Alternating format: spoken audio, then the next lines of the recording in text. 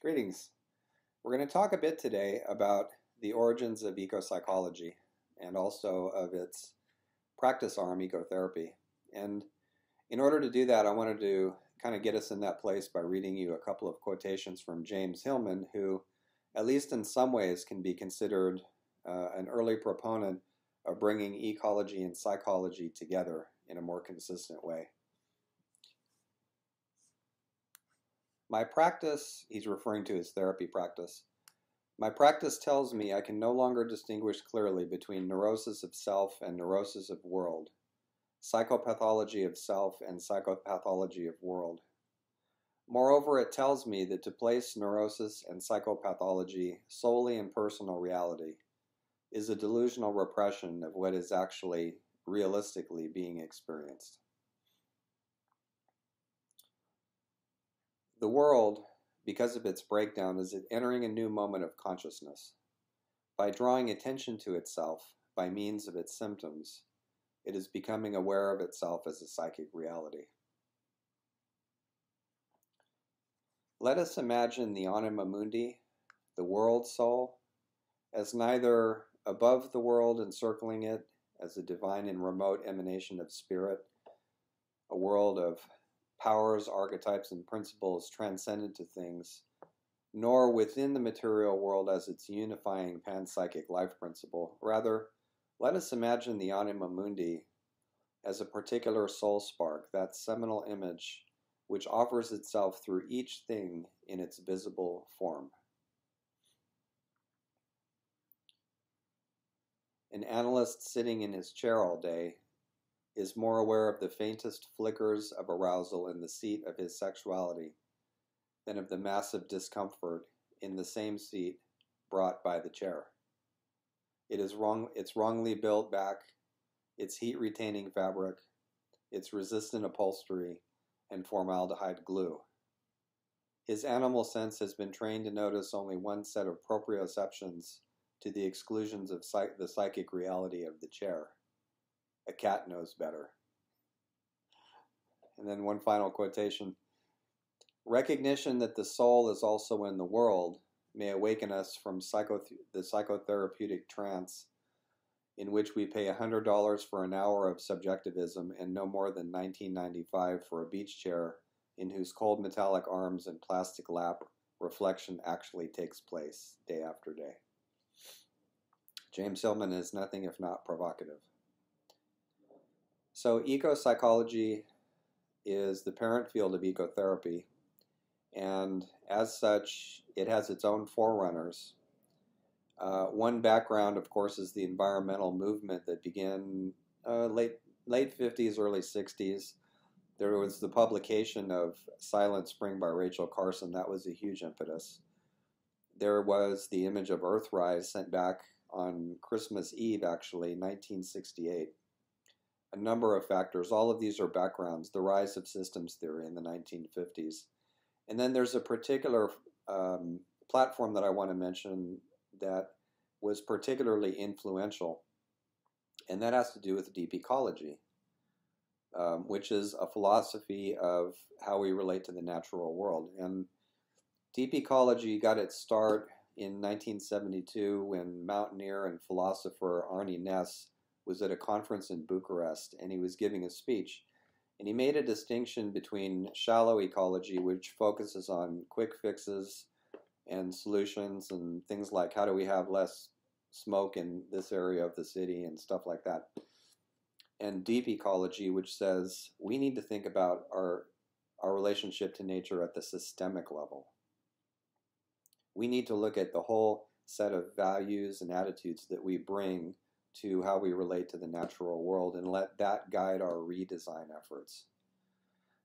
And so a key assumption, that's not quite the right word, I think a key premise of deep ecology is that everything living has intrinsic worth. And that if we really felt that, if we really valued that, then our politics and our economics and our education and our science would all change.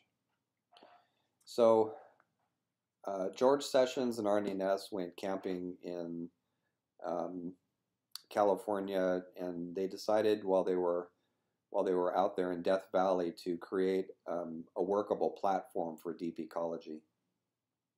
And this, in many ways, informed ecopsychology when it got going, and we're going to get to that part in a moment. But I wanted to tell you a little bit about the deep ecology platform because it so thoroughly informs ecopsychology and therefore ecotherapy. So number one in the deep ecology platform is that the well-being and flourishing of human and non-human life on Earth have value in themselves, intrinsic value.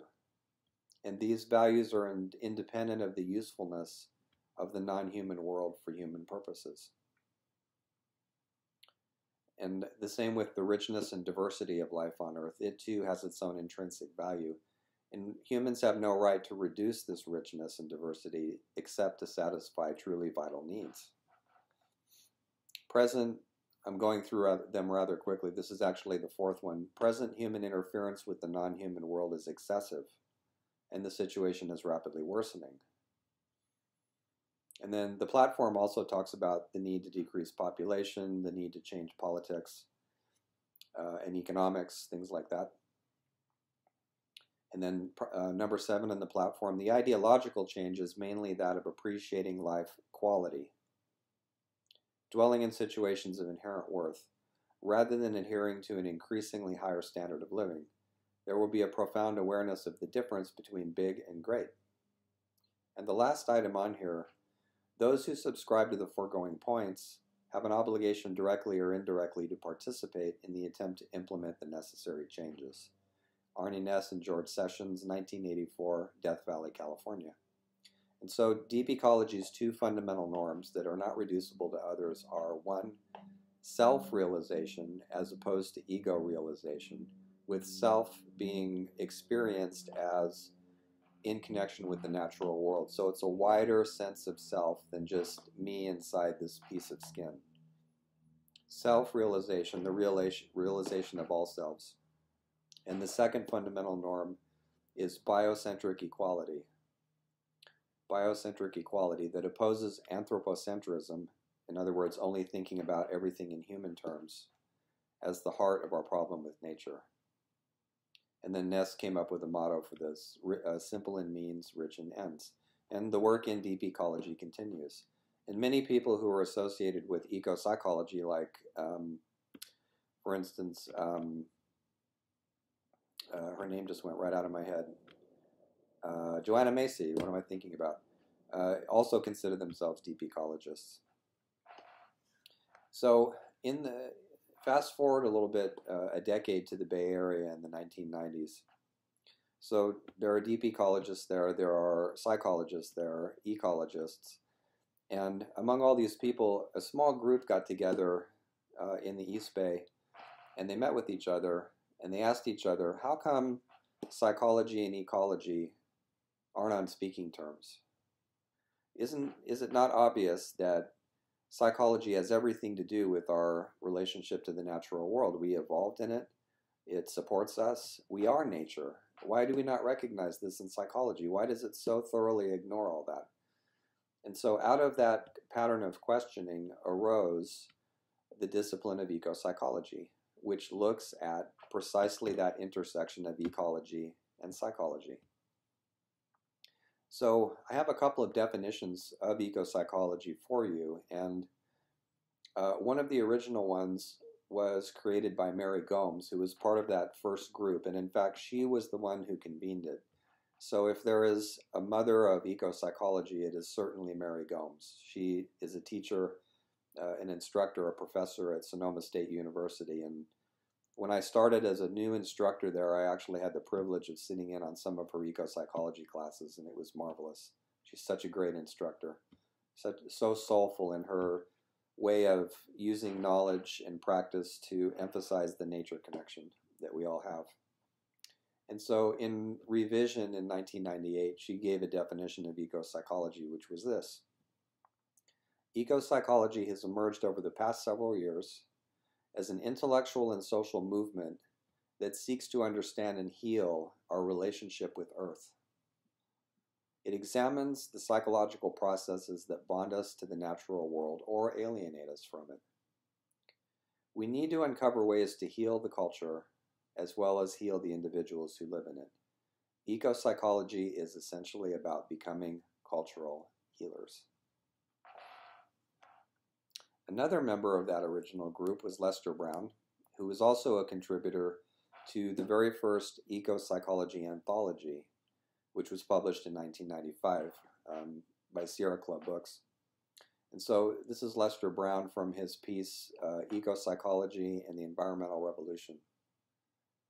At its most ambitious, ecopsychology seeks to redefine sanity within an environmental context. It contends that seeking to heal the soul without reference to the ecological system, of which we are an integral part, is a form of self-destructive blindness. Ecopsychology brings together the sensitivity of therapists, the expertise of ecologists, and the ethical energy of environmental activists.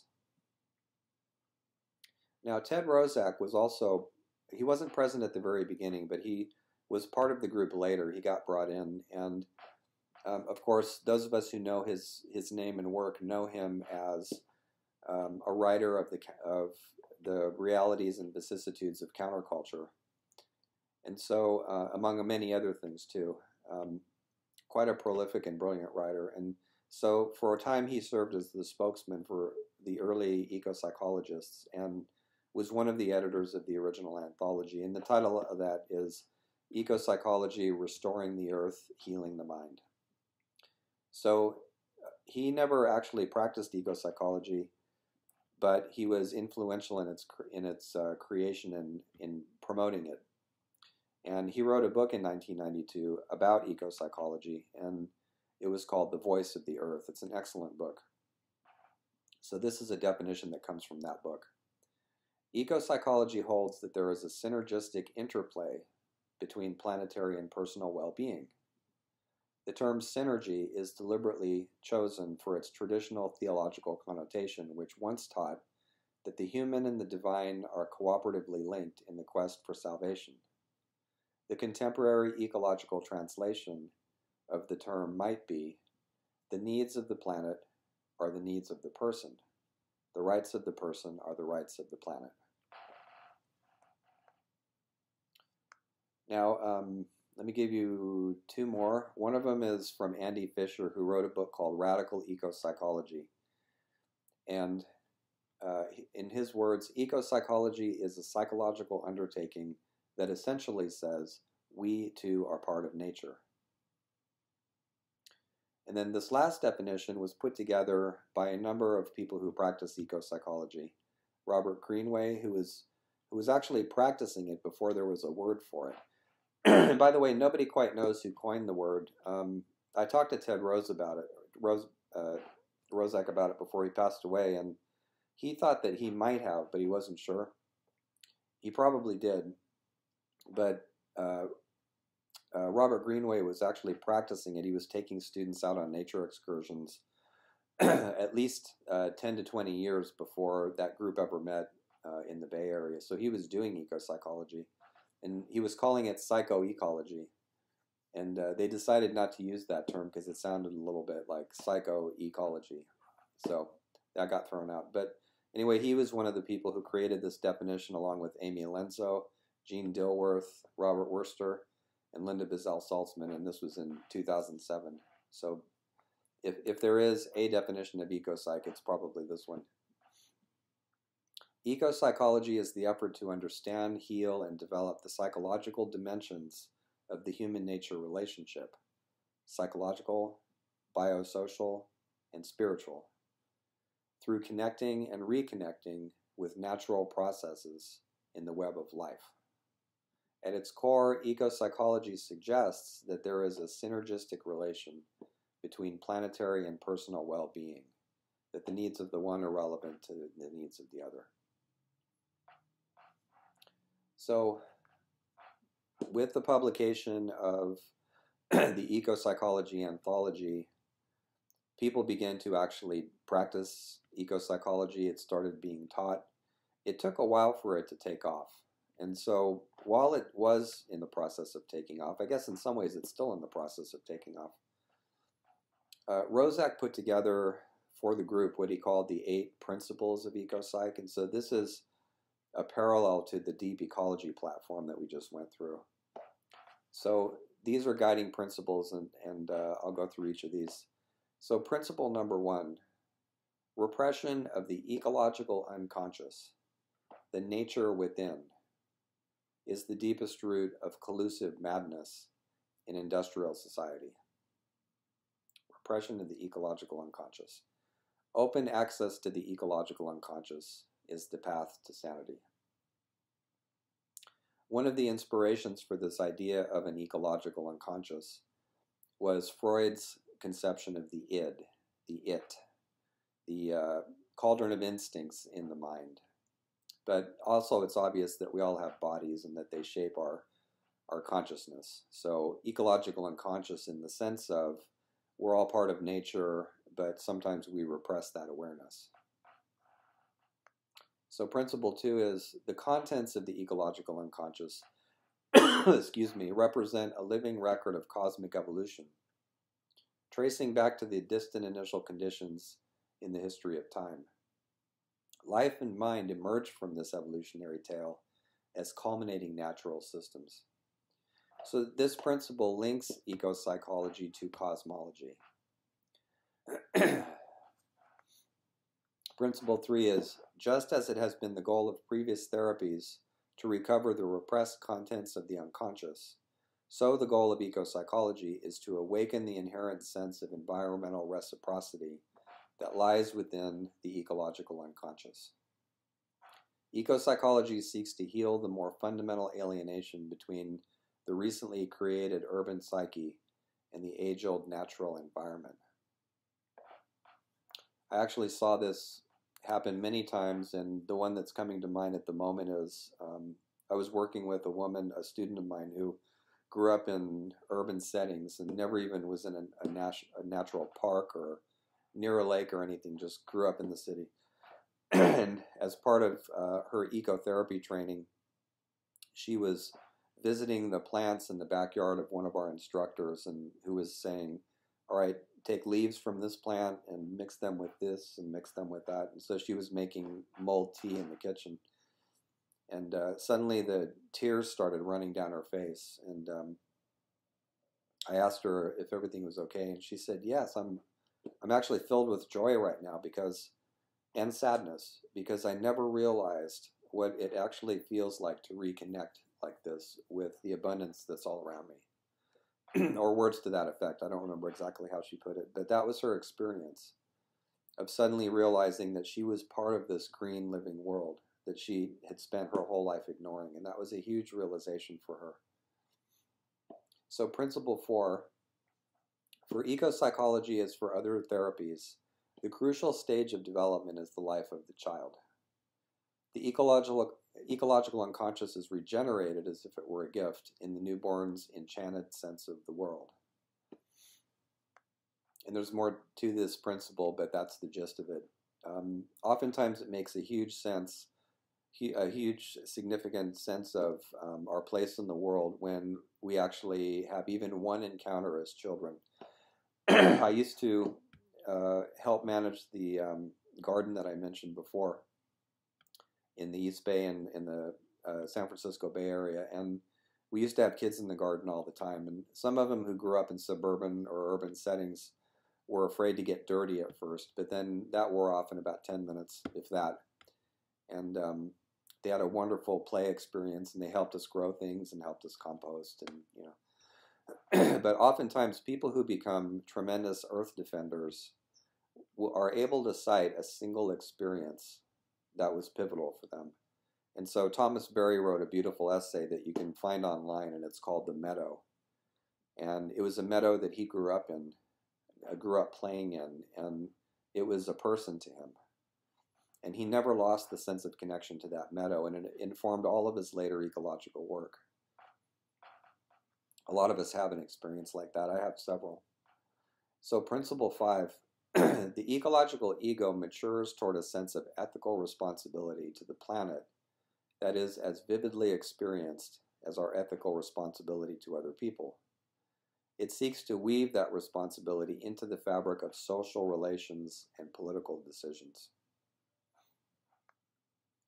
Principle 6 is, among the therapeutic projects most important to ecopsychology is the reevaluation of certain compulsively masculine character traits that permeate our structure of political power and which drive us to dominate nature as if it were an alien and rightless realm. In this regard, ecopsychology draws significantly on the insights of ecofeminism. That word was coined in 1974 in France, with a view to demystifying sexual stereotypes. In the original ecopsychology anthology, there's an article called The Rape of the Well Maidens, which is a well-known folktale, and it was written by Mary Gomes and Alan Counter. And one of the points they make in that is that when environmental advocates and activists try to protect a place, oftentimes they receive hatred and pushback that's similar to male privilege. So when you confront a man about how he insults women or how he makes inappropriate comments about women, and then the man gets narcissistically full of rage, how dare you, that kind of feeling. It's similar to what environmentalists have to endure. And so ecofeminism is a body of knowledge and writing that focuses on how there's a similarity between how patriarchy mistreats and diminishes women and how it mistreats and diminishes the natural world. Principle 7 is whatever contributes to small-scale social forms and personal empowerment nourishes the ecological ego. Whatever strives for large-scale domination and suppression of personhood undermines the ecological ego. Ecopsychology deeply questions the sanity of our gargantuan industrial urban culture, whether capitalistic or collectivistic in its origin, but without necessarily rejecting the technological genius of our species or some life-enhancing measure of the industrial power we have assembled. Ecopsychology is post-industrial, not anti-industrial in its social orientation. And then the last principle, number 8, there is a synergistic interplay between planetary and personal well-being. I think all ecopsychologists would agree with this. The term synergy is chosen deliberately for its traditional, and I read that one earlier. The contemporary ecological translation of the term might be that the needs of the planet are the needs of the person. I read that earlier too. So at this point, I would like to suggest an exercise.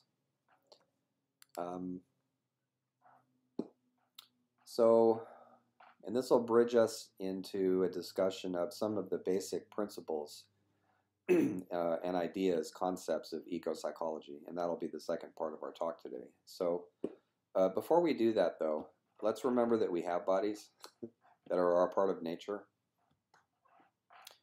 And so what I'd like you to do is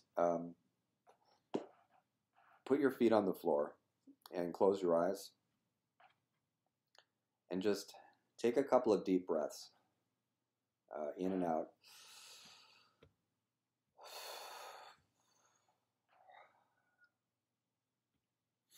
I think of this as breathing yourself back into your body.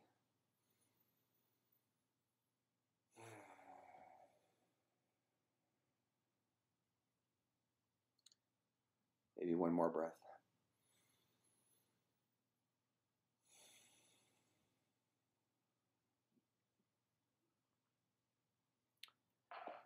And as you're sitting there, or you can do this lying on the floor too, imagine that you are a channel for the thinking and breathing of the earth. You are a channel for the thinking and the breathing of the earth. So, as you breathe in and out, you realize you are also breathed by earth.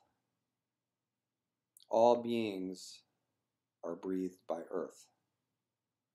So just let that resonate as you continue to breathe in and out. Just as you are breathing, so you are breathed by earth.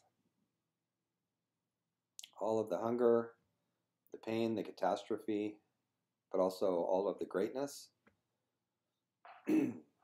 all of the innovation, all of the creativity, are granules on the breath of Earth. And Earth breathes continually. It breathes through plants. Even rocks breathe. Soil breathes. The clouds are breath in the sky. The whole Earth is constantly breathing. And it's breathing you and me and everything. So just hold that thought of the breathing Earth for a moment in your imagination.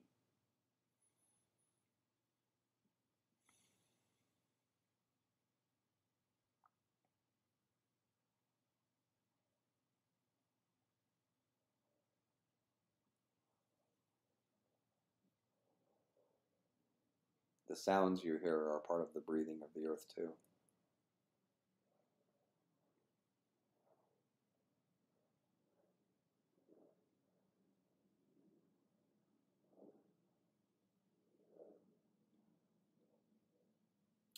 The planetary mind that you are part of is truly ancient, and it has more wisdom and more breath than you and I will ever obtain in this life. So when you feel stressed, think about that. Close your eyes and breathe the Earth.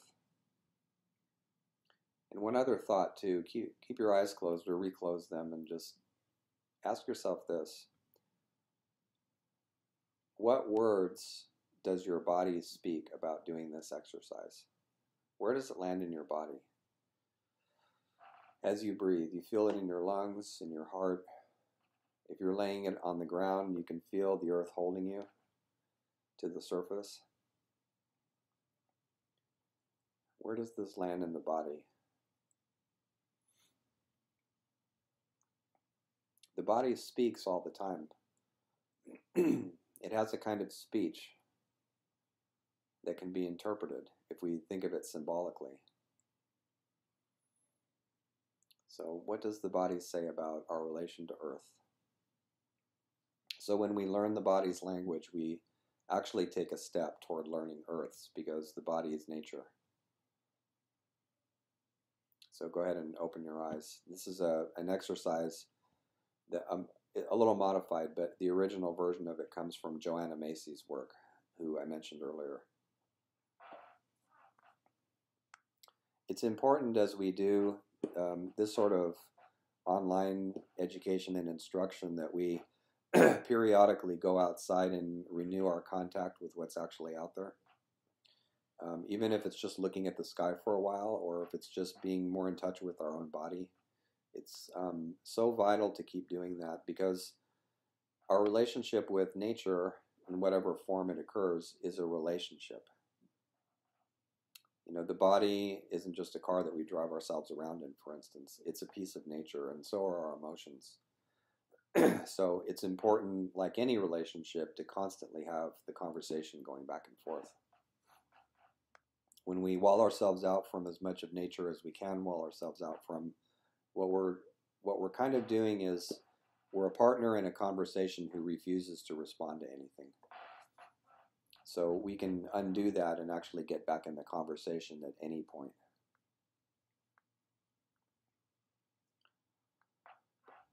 So I mentioned Andy Fisher earlier in his book Radical Ecopsychology, and in that book he talks about 4 key tasks that are undertaken by ecopsychology. And I like this framework, so let's go through this. So for him, ecopsychology has a psychological task of describing the human psyche as internal to the natural world. We too are part of nature. And so all human concerns fall into the scope of more than human nature. And as an example of this, my friend and colleague Linda Bizel-Saltzman explains that when we're thinking about this therapeutically, our notions of family dynamics and relationships can be expanded to keep all that, but to include our relationships with the natural world, whether it shows up as plants or animals or insects or weather or what have you.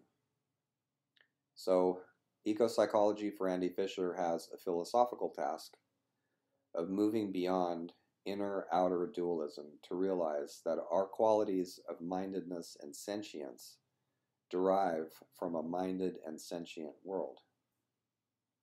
And as David Abrams would put it, each place has its own mind, its own psyche. So more about that as we go.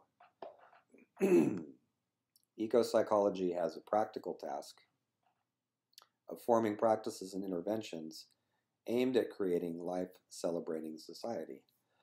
Excuse me.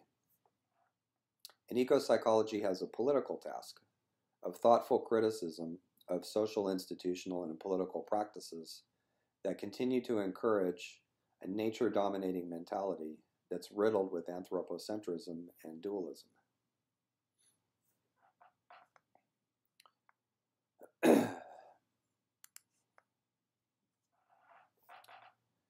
Now, it's important to be able to apply what we're learning about all this.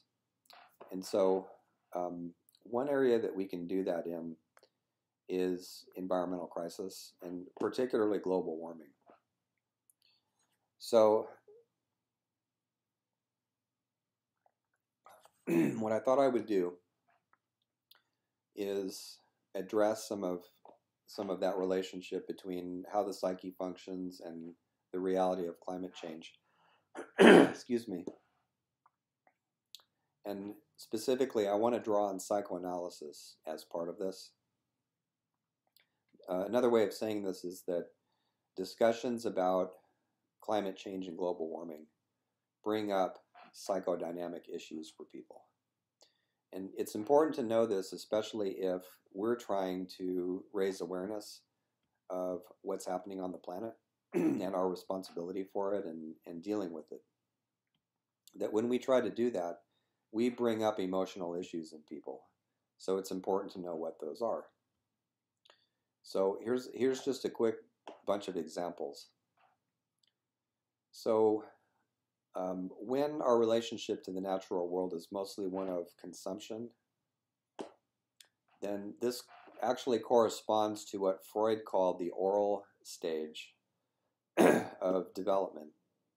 So as infants, we have an incorporative, at some points anyway, we have an incorporative orientation to the world where we're just taking in and eating or sucking on the breast. And so when we have such a regressive relationship to the natural world, then it indicates that in that one area, our maturity is actually quite low. It's actually quite early and needs to be moved forward in time. One of the things that happens to traumatized people, by the way, is that when a trauma occurs at a certain early point in development, there's a piece of our mind, a piece of our psyche that gets stuck right at that point. The term is developmental arrest. And so the rest of us moves on. But oftentimes the more traumas that we face that are unhealed, that we don't deal with, the more developmental arrests that we have. And so when this becomes extreme, then you have people who are basically infants in adult bodies, at least in certain areas of how they function.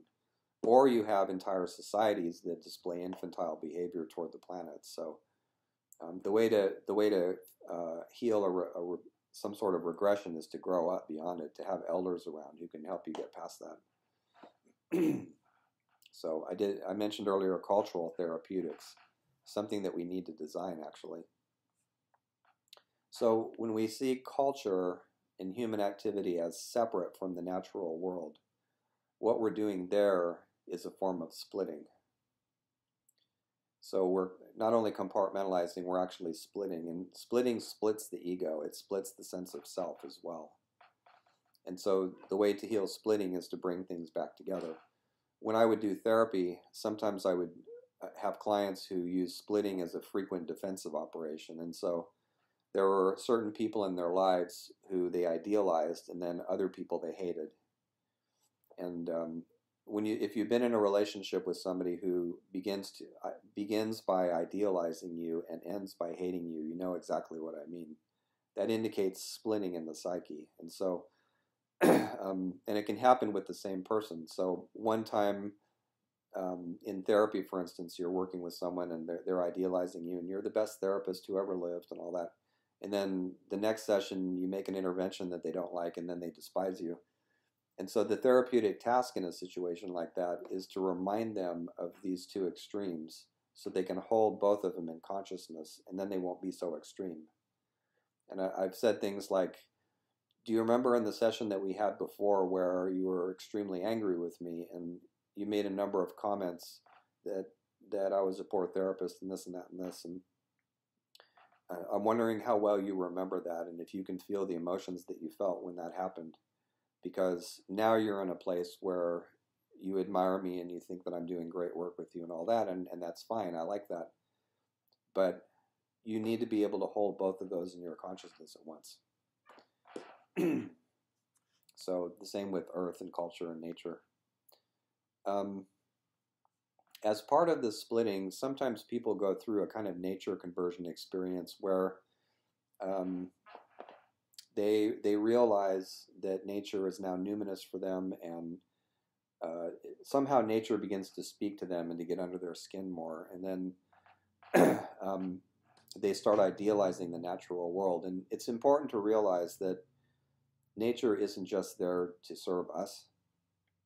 And so I'm thinking of a person who eventually wrote a book on animal consciousness, but when he started down that path, he went through some sort of a conversion experience, and he went to see elephants in Africa. He was out in the bush, and he came across a herd of elephants, and he was calling out Ganesha to them, and he was in this rapturous state, and speaking the name of the Hindu elephant god. And one of the big bulls standing on this side of the herd looked at him, and it flapped its ears. And because he was so busy idealizing elephants, he hadn't bothered to find out how they actually behave. And an ear flap of that sort means get away from us. So he got closer, and then the bull charged him. And elephants run, 40 and 45 miles an hour. So fortunately, the grass was tall, and he stumbled. And then the elephant lost him, and it went back to the herd. And that was a wake-up experience for him. I'm thinking of somebody else, too, a student in the past who went out and hugged a lot of trees and got really bad poison oak. So nature is a complex place, and it's necessary to know the rules and the language of it. So idealizing won't help. But we could look at idealizing as a brief period that people sometimes go through on their way to a more complex and deeper appreciation of the natural world with all its light and shadow. So psychoanalytically, when we think about an ailing planet, for some of us, this seems to bring up the difficulty of loving a sick mother.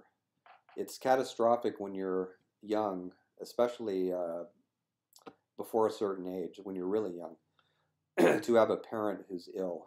And sometimes we resort to denial in order to not be destroyed by that psychologically.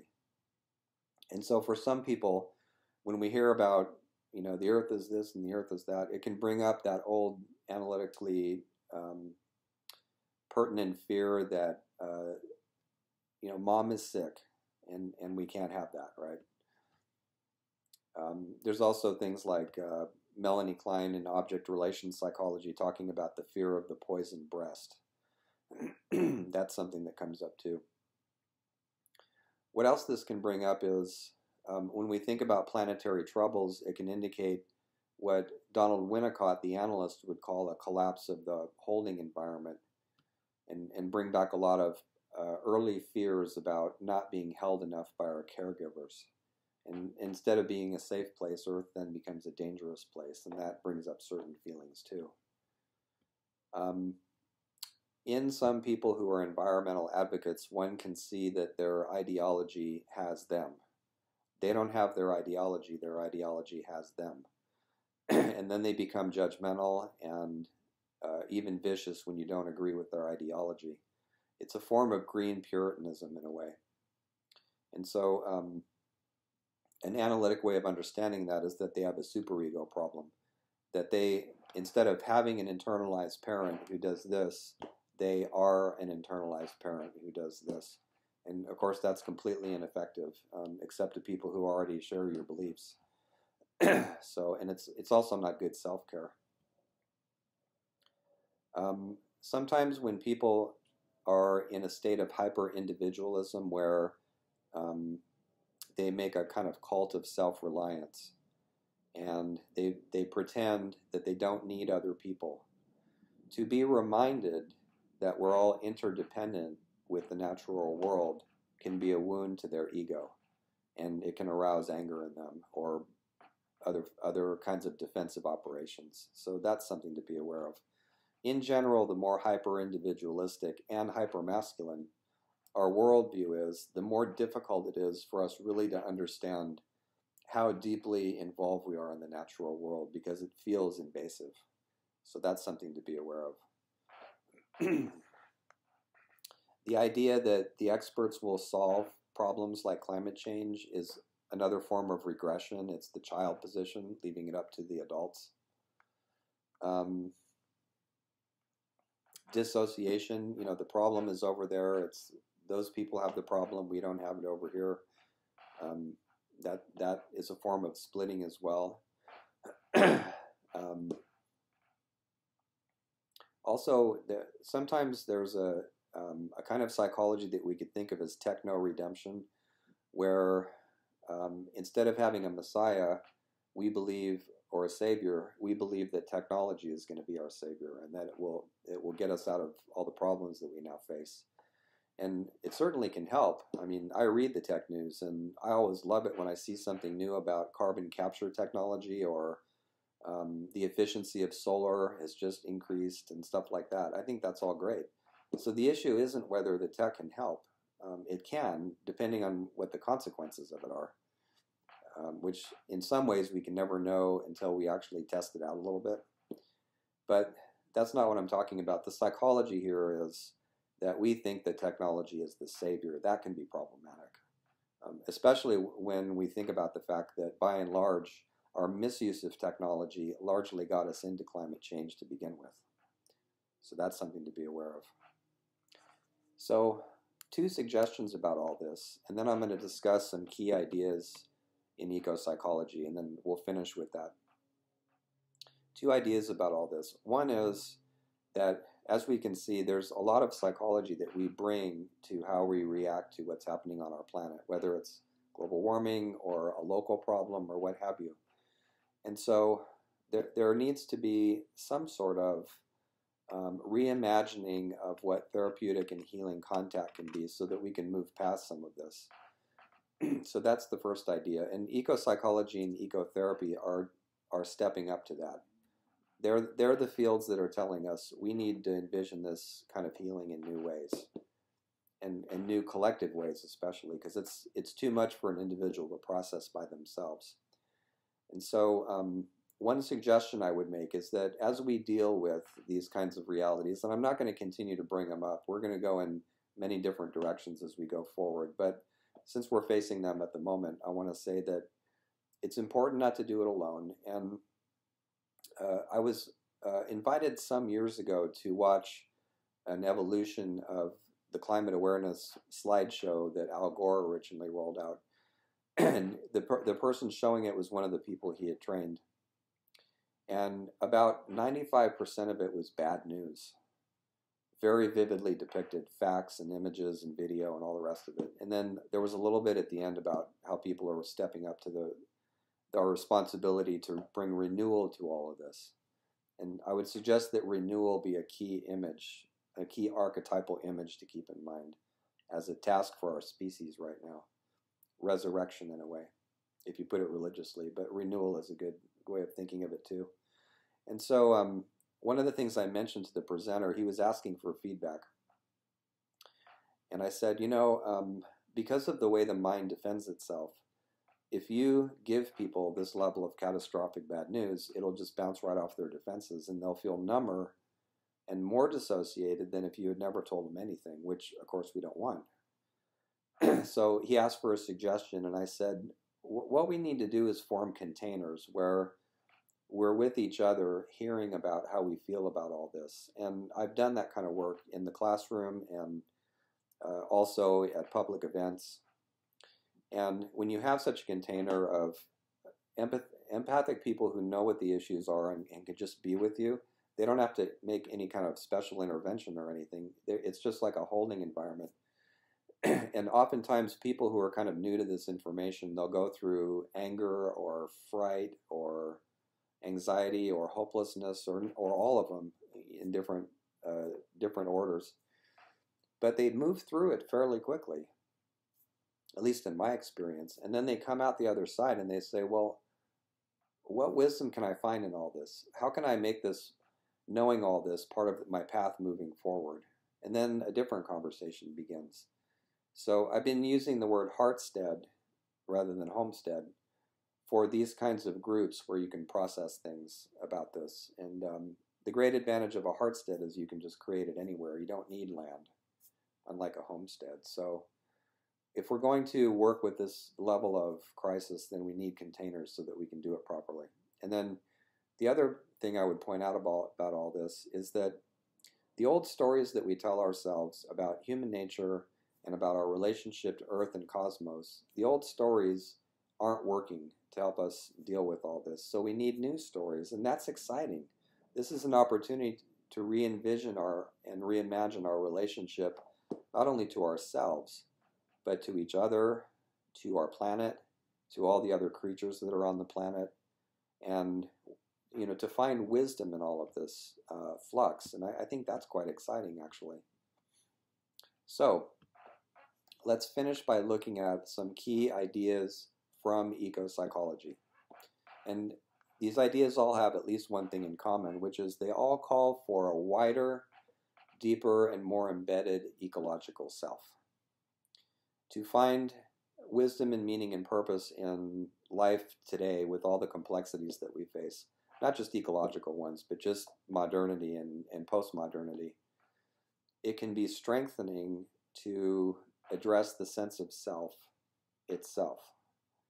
Sometimes when we're searching for wisdom and meaning and purpose, we go to this source or that aspect of the psyche or whatever. But when we work ecopsychologically, we can actually enlarge, but also make more flexible our very sense of self from which all of our seeking begins.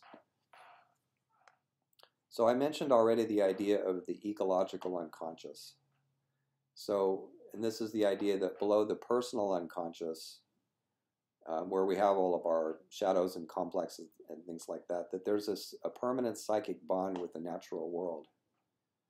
So not only shadow, but the sense of being bonded. And Stephen Eisenstadt actually calls this the world unconscious. Not just the collective unconscious of Jung, but the world unconscious, the foundation of the human psyche, and the source of its deepest meaning and values.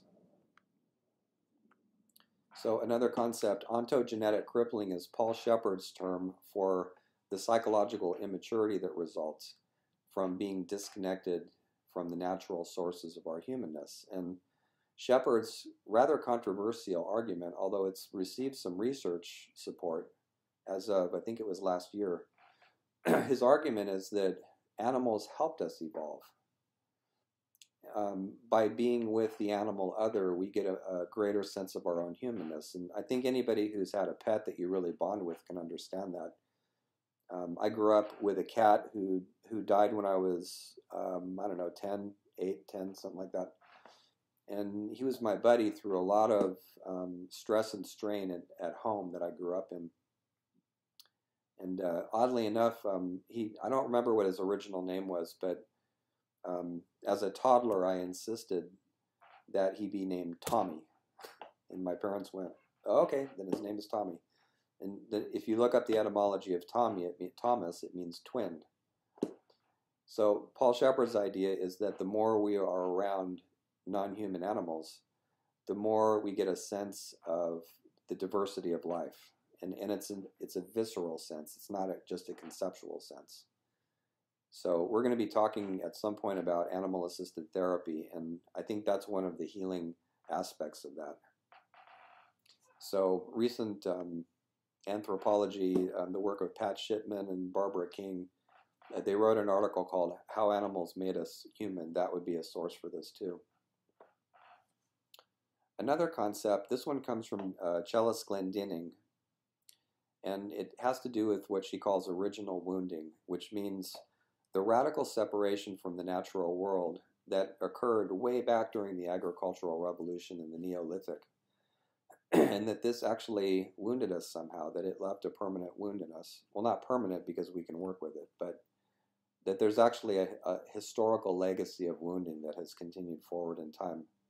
And our way of dealing with this is through what she calls techno-addiction. So we deal by consuming a lot of gadgets and distractions, some of which actually contain toxic components. And by doing it this way, it keeps us in a sort of perpetual adolescence until we actually make reconnection back to the natural world and realize that we're part of nature as well. So as part of this, Alan Cantor and Mary Gomes and others talk about consumption as an actual form of addiction. And it doesn't surprise them that addictive behaviors and drug abuse, alcohol abuse, things like that actually are quite high in societies where consumption is a primary mode of relating to the world. There's a study that was done a while back that watching only 30 minutes of TV a day, for instance, significantly lowers the self-esteem of young women. Sarah Kahn, the psychologist, actually coined the term materialistic disorder and proposed that it be added to the DSM that therapists use to make diagnoses. Dissociative alienation is Ralph Metzner's term for this kind of nature-culture dualism. Robert Greenway, who I mentioned earlier, he was one of the original explorers of ecopsychology, taking students out and into the wilderness. What he noticed when he did that was if you go out in the backcountry for a while, your customary culture conditioned habits of thought and perception are deconstructed by being out there, and you stop, for instance, craving to check your cell phone all the time or whatever it is, and you get used to it because you start sinking back into the natural rhythms of how life is, and you experience states of the expansion of consciousness, enriched consciousness, that result from this kind of wilderness exposure. But in terms of the wilderness effect, they tend to be temporary. And so a task for people that make those kinds of excursions is to find some way to stay psychologically connected to nature. And the kind of practices that we'll be talking about can help you do that. And you don't need to make excursions to the backcountry to have a sense of the aliveness of the nature connection for you. Another key concept in ecopsychology is what Laura Sewell calls ecological perception, and we'll practice with this. It means opening your entire sensorium to the experience of earth and place and nature and the elements, even when it's painful or ugly. And so here's a quotation from her. Mindfulness and practice brought to the entirety of our sensory experience clearly serve to alter consciousness and behavior. Ecological perception is most essentially the perception of dynamic relationships. And so this practice softens the ego and makes it more permeable. And it can also help us appreciate the beauty of what's around us too.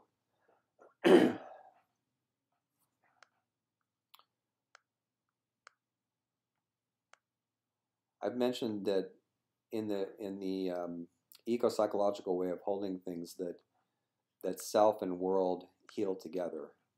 That's the way to deal with the dualism that's existed for so many thousands of years. And there's so many ways to do that. I've mentioned a few. We're going to get into others. Here's a few suggestions. So any kind of ceremonial work involving the natural world, sensory awareness exercises where you actually go down part of a garden and you smell and touch all the plants and animals that you come across. Plants in particular. The animals tend to run away when you do that. Walking outdoors and letting a trail name come to mind along a path that you often take. Working with the grief that is brought up by so many losses of species. That's a necessary part of all this. Joanna Macy's work addresses that. The necessity to grieve what's happening and let go. Social justice work. People of color in particular tend to be disproportionately affected by ecological disaster. So my colleague Phoenix Smith does a lot of that kind of work in the East Bay area in California. I mentioned sensory awakening exercises, appreciating the intelligence of the natural world. There's a lot of recent research on interspecies communication and also on fungi, soil fungi, and the way it regulates entire ecosystems. It works almost like nerve cells in the ground. It's fascinating stuff. So much there to explore. Other things, political engagement won't be to the taste of everybody, but that's a possibility too. Getting into some kind of advocacy as a way of responding to all this for some people. We're going to have an alternative to that that I'll talk about eventually called enchantivism, and it has to do with a sort of storytelling practice for people that actually don't feel called into political activity or protests or things like that. And it comes out of a question that I ask myself, what is it that those people can contribute? What difference can they make? So, and learning also to speak what Jeanette Armstrong calls the language of the land. The sounds and the motions and animal and mineral realities all around us as processes, which form the core of human languages and symbols as well. I'll have a lot to say too about what we're now calling terrapsychology, which has to do with learning to listen to the presence of the places where we occupy, almost as though the features of the land are a kind of unconscious. And they show up in unexpected ways in our interactions, in our relationships, at work, and things like that, even in our dreams. So we'll look into that a little bit too. So I'll wind up by inviting you to make use of some of these practices and to actually go outside now and pay a little attention to what's happening. And one thing I like to do when I'm in a receptive state and kind of curious about what's going on is I like to find some area that's relatively natural. It doesn't need to be perfectly so. It can just be a park or a place where there's a lane of trees or near water or something like that. And I like to do an activity where I wait and I watch and I listen until something gets my attention from around me. It could be a tree that happens to look like it's waving its leaves or because of a breeze going through it, or it could be an animal scurrying or something like that. And then I follow them for a while until they disappear or until I catch up with whatever it is that's waving at me or what have you. And if you have time to do this, you can wait for the next signal and continue forward. And what I've often found is that eventually you'll come to a place somewhere where there's something for you. There's a realization waiting, or there's an encounter or something that stimulates your appreciation for what's going on around you if you stick with it long enough. So that might be something to try out too. Thanks.